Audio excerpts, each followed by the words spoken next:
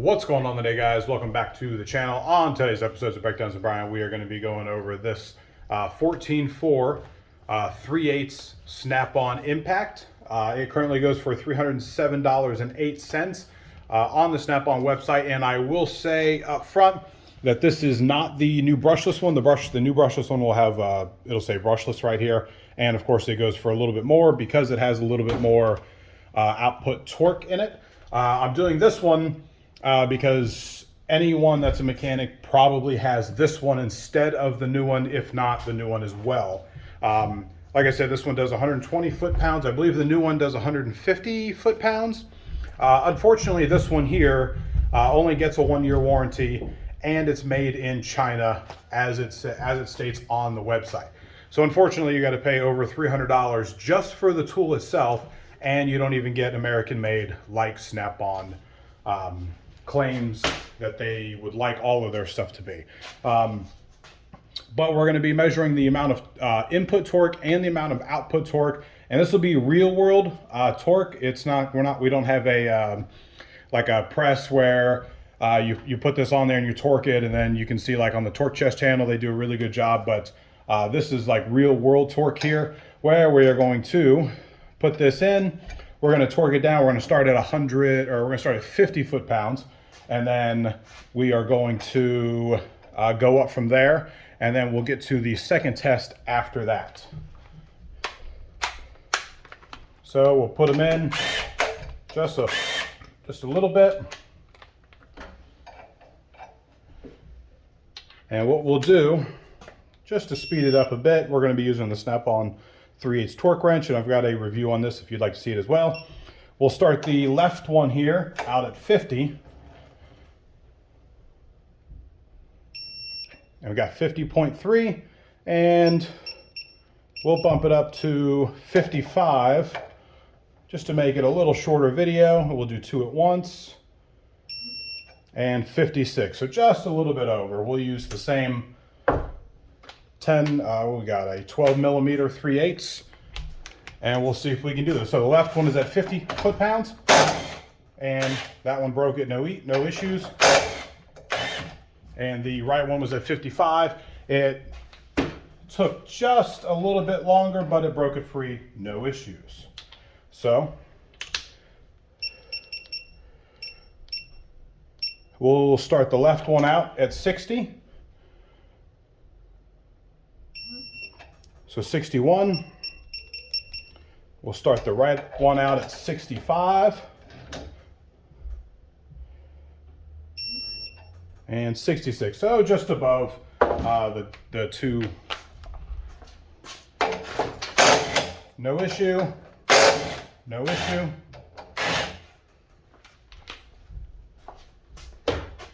So we're going to go ahead and bump it up 10. And we'll go to 75 for the left one. 76.4, so once again, just a little over. And we'll take it off and we'll redo it here. And let's go to, we'll do this one at 85. We'll do increments of 10.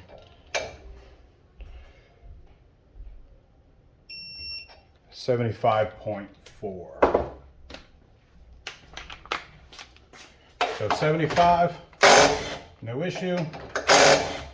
85, no issue as well. So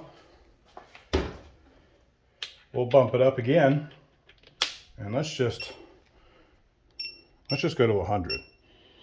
I didn't think it was going to do this well, but we'll go to 100.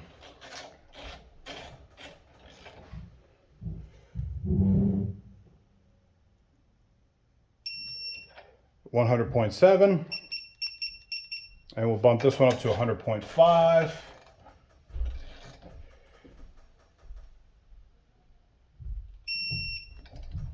$100.55. So we'll see what the 100's got.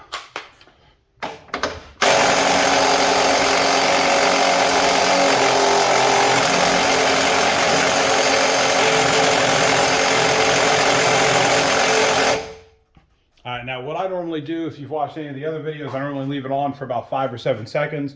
Because because if you're in the shop, you're not going to leave it on for more than that before you go ahead and grab a bigger impact or a ratchet. So it couldn't get it out. As you can see, it was a full battery. It's still green. So what we'll do now is, we know it'll get 85, but it won't do 100. So let's go ahead and break this free. And let's do 90. And we'll break this one free too. So we're at 90 foot-pounds for the left one. Since we know it'll do 85. And then for this one, we'll bump it up to 95. And just a little bit over, 97.3. So let's see what 90's got. All right, so it did 90 in about, I'll say about 2 seconds. We'll see about 90, I think it was 7. And it actually got 97 pretty easy. So what we'll do is we'll bump it back up to 100. And all the bolts are the same. Threads are just tapped the same. So I'm not sure why that one went on a little easier, or came off a little easier. But we'll bump this one back up to 100. 100.4. And we'll see what the right one's got. And it got that one at 100.4, which is interesting because, like I said, they're all the same. But we'll see what the right one can do. So we'll bump it up to 110.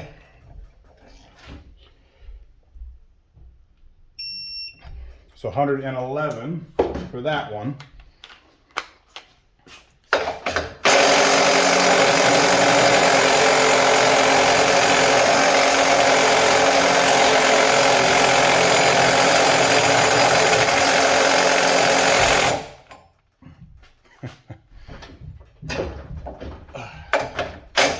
All right, so as you can see, it'll do 100, maybe 105, but it's definitely not going to do 110 foot-pounds.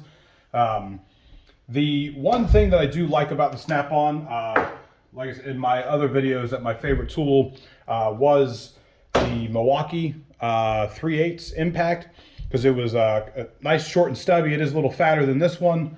Let me see if I can grab it real quick.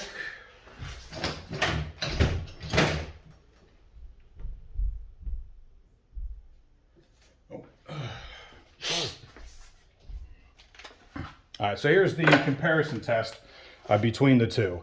Like I said, this one's kind of for like an under the car type of tool, and this one is like an on top for your intake, your manifold. I mean, all that stuff. This would be nice because it's small. It doesn't have a ton of power, so when you do screw something into it, this will probably break the smaller bolts and nuts on there, or at least mess up the threads on them. And this one is going to be good because it doesn't have that much power compared to this one right here. So this one is really good. Plus, depending on what you're working on, it can get you in trouble. You can get these battery boots here. I think they're mag boots. CTL-MAG-BOOT. If you can see it, there you go. They just slip on. I have had some issues with the older ones where you pluck them off and they do that, but they're pretty good. I've had this one for a little while, but the magnet is nice and strong. So this is what puts it over the smaller Milwaukee ones, is when you are working on something, you can just throw it up on there. You don't have to worry about it tipping over or anything like that. But overall, I really do like this one. It really is just a good tool. With that said, is it worth the $300? I probably wouldn't get this one. If I were to grab one, I would probably grab the new brushless one. It's got a little more power to it. It is just a tiny bit bigger, but overall, I use this one at work almost all day long. But I've had no issues with it. So if you liked the video, hit that like and subscribe. If you have any questions or comments, go ahead and leave them down below, and I'll get back with you as soon as I can.